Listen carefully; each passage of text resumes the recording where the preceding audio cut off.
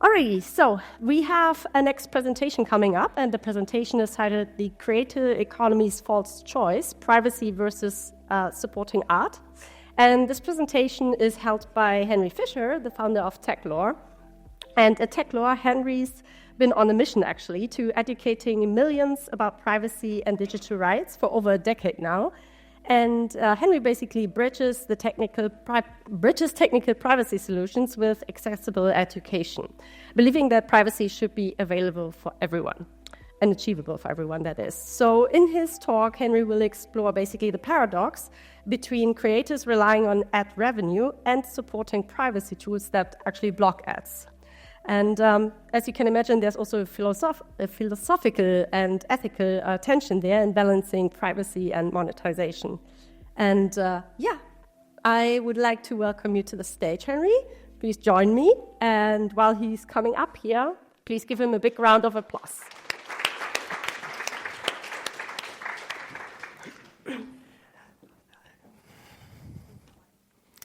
Yeah, hello everybody. So my name is Henry and I run TechLore, and we have been producing content that is pretty much revolving around digital rights. So it involves security, privacy, ad blocking, beating surveillance capitalism, all the very important things that many of us believe in, and making it accessible to regular people. But I really liked this. This is AI generated, but pretty much it's me. I teach regular people how to block ads, and how to beat surveillance capitalism, in part funded by surveillance capitalism. We publish to YouTube. YouTube runs through Google AdSense, and that is a major part of surveillance capitalism in this day and age. And the position I have about it is it's a bit reckless to not recommend some kind of ad filtering, because we've seen malware pop up in terms of... We've seen malware pop up in the ads. We've also seen how ads can be privacy invasive. And so for our community and our audience, it's important to recommend them ad blockers. But this also kind of chops off my own branch of the tree, because we also rely on some ad revenue for what we do. So here's some stats from us, and I'm going to share a lot of our stats, actually, which I don't normally do, not because we have to hide them, just because it doesn't normally come up, but this is a perfect conference for that.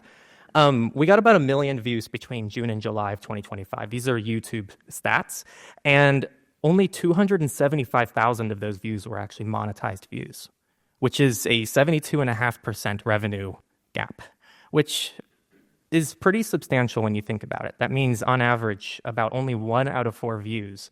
And this is on our channel. I don't know how much this applies to other YouTube channels out there, but I'm sure with ad blockers, that means a lot of views kind of just go unmonetized. And I think I want to talk about the creator economy, because I actually don't watch very much YouTube. It's a bit ironic, but I don't really have a lot of creators that I follow. I don't really understand the whole vlogging thing, and I really struggle to sometimes create content when I go to events like this, which is why I like to talk about the interesting things that you guys are doing more than just what I'm doing. But I still think it's important, because a lot of creators nowadays, they talk about things that are important. They do some investigative journalism. A lot of creators do produce valid art. There's educational content out there, and these are independent voices. I think that journalists are doing a lot of good work, and I feel like some creators are also doing their own work as well. So this is an industry that needs to have some kind of revenue model, because I do think that in some ways there is a net loss if that industry disappears. And privacy does get punished. A lot of the people who watch our content, they are using VPNs. And nowadays, depending on where you are, you can't even watch YouTube without logging into a Google account if you have a VPN on. If they use third-party clients that are open source and are local on their desktop, if they use NewPipe on Android, they might stumble on issues, and a lot of what they do won't even be monetized or able to be monetized, even if they wanted to opt in to a system. A lot of people use ad blockers, which I'm sure you're all very familiar with, and the result is that privacy tools actually kind of punish revenue. And this seems a bit backwards. And people have to start making this choice of, if they want to actually engage with content that they enjoy, but do it in a way that respects them, they're kind of limited on options. And this is a pretty big problem. And I don't think that it's necessarily a bad thing based on where things are, because I think there's some legitimacy to this. I think that the way that ads are set up right now depends on the exploitation of users, and they don't have much of an alternative, and so this is the best that we can do. Kind of the problem, though, with this as well for creators is that there's perverse incentives. So as creators, when platforms optimize for engagement, then things are prioritized more for clickbait, and then the creator has to choose as well between compromising on integrity or performance because there's a lot more pressure to also get more of that ad revenue. So here's some numbers on our ends from the last 10 years. I think it actually got a bit cut off here. Yeah, the bottom got cut off, but pretty much the bottom right is sponsors. Top right is ad revenue, and then the other three are distributed between our community sources, so people who just like what we do and just willingly give us money, which is super awesome, and people who, there's affiliate revenue as well, so sometimes people click our affiliate links, they're opt-in, they're always disclosed, and so we get revenue from that as well. But this has taken 10 years to do. It's taken 10 years to actually find a way to distribute revenue across multiple sources. But for a lot of creators, they're still leaning a lot into that ad revenue space, or they've completely moved away from the ad revenue space and they've seen that it doesn't really pay as well as it's supposed to. And so they might have a much smaller number. It's something I'm very proud of because it took a long time to get to the place where we're very diversified. So we have vetted sponsorships, we have direct support, and there's other things. And these are some of the alternative revenue models that exist out there. And I want this to be more of a philosophical discussion because I don't really have many answers. And I'm just kind of putting questions out there for things that are kind of going under discussed in my view. Because right now we teach people about ad blockers, the adoption increases, and everyone here probably wants their ad blocker to be used by more and more people. You guys also have your own revenue models. But then that will also shrink the revenue of the creator economy. And then we have this gap. So what's going to replace ads? We're seeing some things come up. We have Brave Rewards. I think Brave Rewards is a really cool concept. And we have previously opted into it. We're going to re-opt into it. It was not a strong reason we stopped using it. We just didn't see as much traction on it back then, but we're going to try it again. A lot of people are moving to things like Substack, which is paywalling content. You have things like PeerTube, which is no monetization model and just trusting that people will just do things for free and dedicate so much time to creating content and having 10 people view it. You have things like Odyssey, and we have IO, which is kind of like a happy middle ground.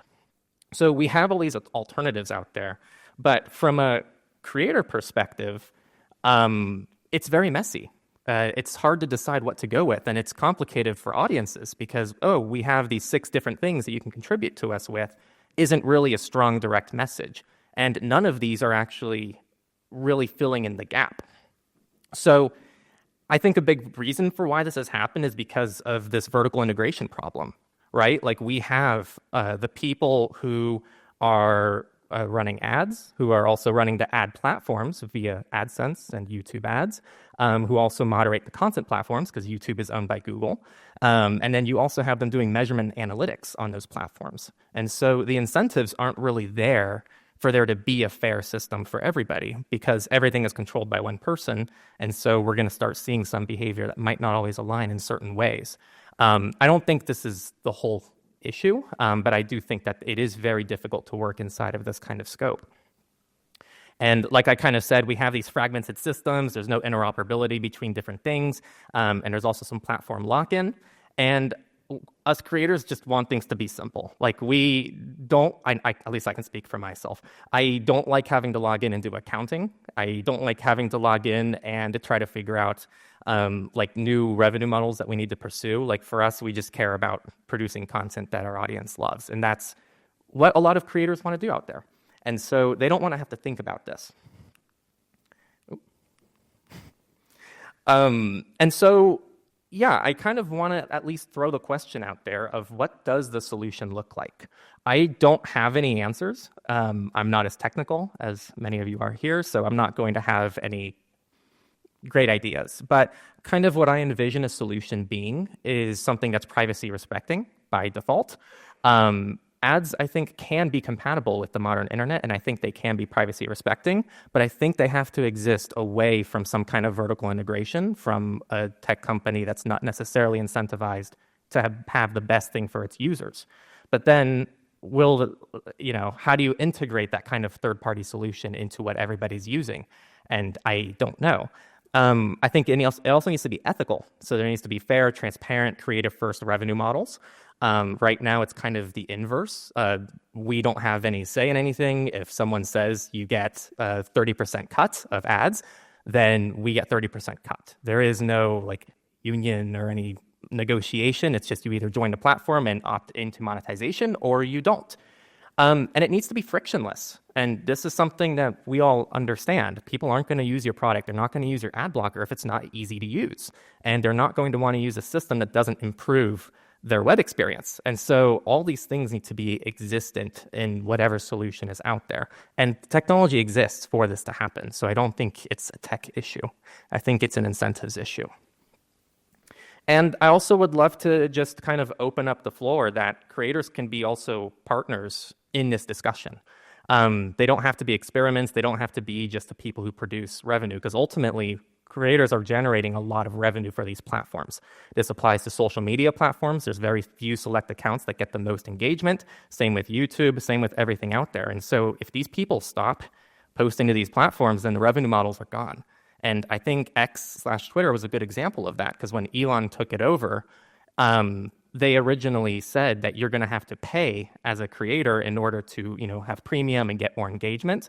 But then they finally flipped the script and said, oh, wait, we need people to stay. And so they created their whole monetization model. So if you get enough engagement on Twitter, you get paid by Twitter. And that follows kind of the general model that we see out there on the internet, which is if you're contributing to the platform and getting people to stay on the platform, you get a little bit of compensation for that. So I think there needs to be user-acceptable design. It needs to have some kind of trust. And I think having case studies that document what works and doesn't work for different people is very important, and having some kind of configuration options for different creators. And also testing and feedback. There is a big disconnect, I think, between the ad industry and the ad blocking industry, and then also the creators of that industry. And very few people are trying to really bridge that gap.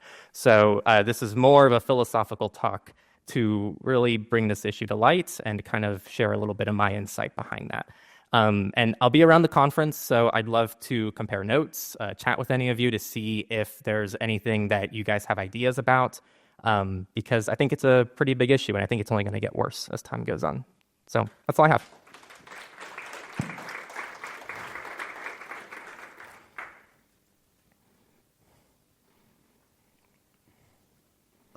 Thank you very much. I'm also from performance marketing part, and it's very important thing that you explained about lose revenue.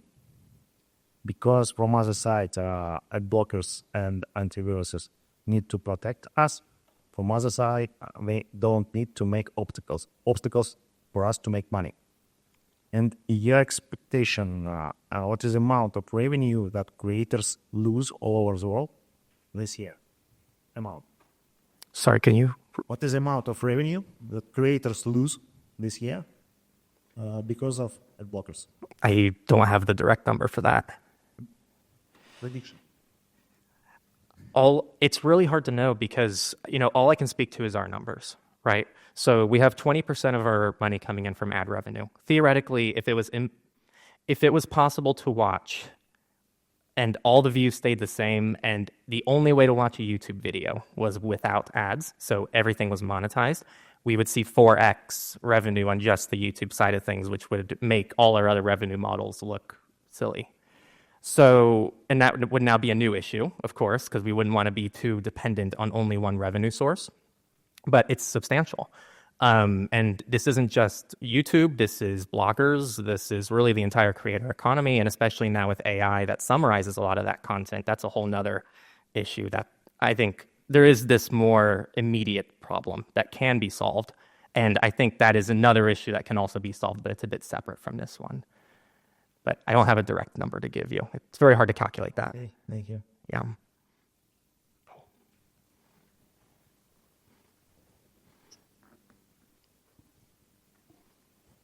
So one thing that you hear quite often from publishers, and I guess content creators kind of get this as well, is that targeted advertising or tracked advertising is worth significantly more than just kind of so non-targeted or non-tracked alternatives. And one of the kind of reasons for that is that in the market where targeting exists as an option, it is infinitely more attractive to the advertisers. I wonder, can ad blocking help in that situation by sitting in it, making a principal position that says we only want to block the targeted advertising, but allow the kind of advertising you think is sustainable, that meets our kind of privacy goals, so that you can kind of suppress that market effect and make the non-targeted advertising more valuable? Yeah, I think that is a strong option, right? Relying more on contextual ads instead of retargeted and directly targeted ads that invade privacy. That fixes a lot of the privacy issue. There still are other issues with the ad ecosystem right now, but that would solve probably a majority of them. But there isn't really a system for that yet. There is no like, oh, would you like to opt in to watch, XYZ's content? And but you'll be served contextual ads, and you can opt into different kinds of advertising. That's not really a system. I think Brave has come the closest with the Brave Creators Program, but that's more of a tipping system based on ads that are, I believe, contextual. So it's a bit more indirect than that. But it's a great idea. I think that it's something that could very much work. And is moving to native advertisement, product placements, is going to be a solution for this problem? Yeah, sponsorships were a bit higher, and that is kind of what that is. So it includes product placement. It includes, like the traditional 1 minute, this video is brought to you by things that everybody's getting really pissed off about, rightfully so, because it's on all their videos. But now people are finding sponsor block. So I think there's always going to be kind of this issue of figuring out the best monetization. And year to year, how this proportion changes? Is it going more towards targeted ads or more towards sponsorships? Let's say I got better at my accounting last year, because if I try to go back and do that same pie chart, I wouldn't have as much data from the year before.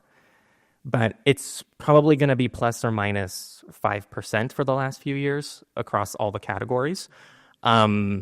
Like last year, I believe sponsorships were less and the community was actually the highest.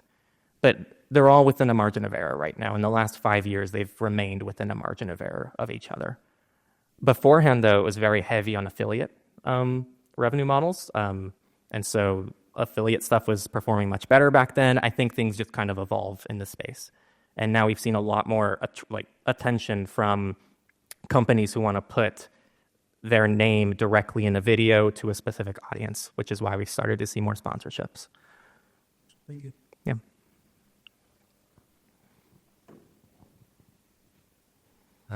Thanks for the talk.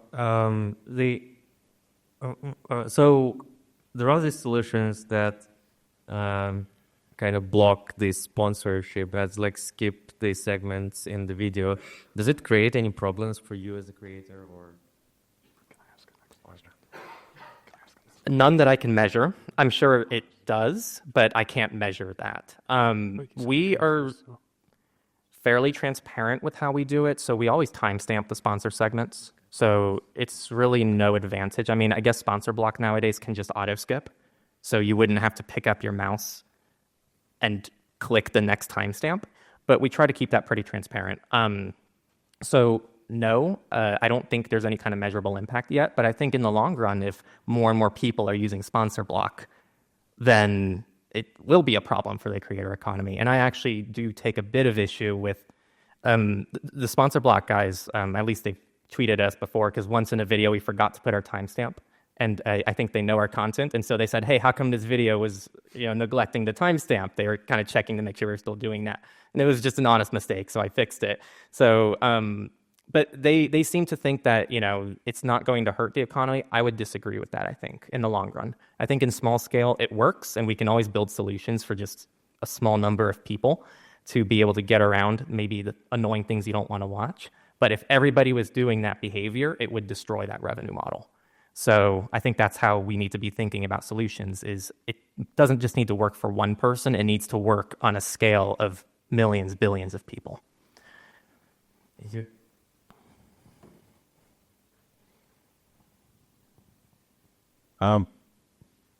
What I guess it's more of a general question is, what do you think of the ad apocalypse that was caused by ad blockers blocking the analytics of views? Because I guess from the ad, I guess from the filter list authors, they deem it as fingerprinting by Google to give you, I guess, results of who's watching, for how long, from which country, so forth. But what's your opinion on that side of things? So you probably would have seen some measurable changes, at least in the last few months, regarding analytics? Nothing significant. It's also hard. I mean, the last few months we've had the EU try to ban end-to-end encryption. We've had the UK pass age verification. We've had Texas pass age verification. We've had Google restrict sideloading on Android, or at least kind of threaten to with developers. So I'm saying this because we've had a lot of well-performing content in the last few months because of all the crazy stuff going on in the world. And so for us, ad revenue has been pretty strong the last few months. So it's really hard. All I can really point to with data is what I see on our analytics. So yeah, it's not showing anything different to, say, 6 months ago, for example. It's up from 6 months ago, but our views are also up. So I'd have to go in and check, like, what is the average amount of monetized views, kind of like the number I showed, monetized views versus regular views. But I don't have that number right here ready to give. Yeah, so I guess the way I see this is that in kind of the capitalist reality we live in, there are two ways to make money. One is by providing a lot of value to people, and one is by exploiting people. And I do feel that the YouTube business model is kind of built around exploiting people by either forcing them to sit through these pre-roll ads and mid-roll ads and threaten them that, oh, you're using an ad blocker, we're going to ban you from the site or whatever, right? And on the other hand, I do feel that the creator business model can be very opposite of that in providing a lot of value and receiving compensation in the purest form of like having donations on Patreon or otherwise, maybe having a monetized product on the side, something like that. So I almost feel in this reality, it's best if creators have a way to almost ignore AdSense entirely and focus 100% on building up alternative revenue streams and making sure that they can build their brand equity and just make sure that their business model is robust against, maybe YouTube changes something in the future and that can take down their entire business, which is kind of scary to think about, right? So that's my take. I feel AdSense is just YouTube's way of making money, and they're kind of locking in the creator population by teasing you with a little bit of it and saying, okay, we'll pay you if you just stay on our platform and only make videos here, right?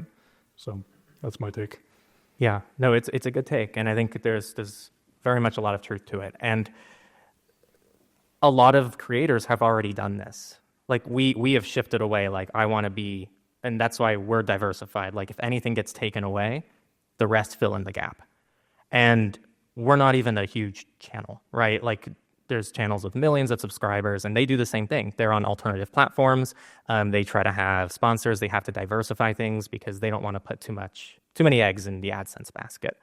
But I think it's also a false dichotomy, right? Like the options don't need to be ignore AdSense and treat it like it can go away tomorrow, or only rely on AdSense. And I think that's kind of what I'm trying to target here is like there's this massive gap that can be exploited, not in a bad way, in a good way, so that people can actually have a bit more independence that's independent of that vertical stack, the integration that I was talking about, that's more friendly to publishers of the internet, if this makes sense.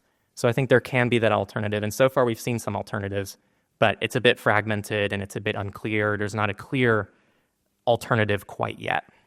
But yeah, people are thinking about it. I mean, Linus Tech Tips put out his video on how to de-Google. It got removed from YouTube because it referenced the third-party YouTube client that breaks YouTube's terms of service. So it's a problem when you have the same person who's running the ads, who's running the platform, who's running the browser.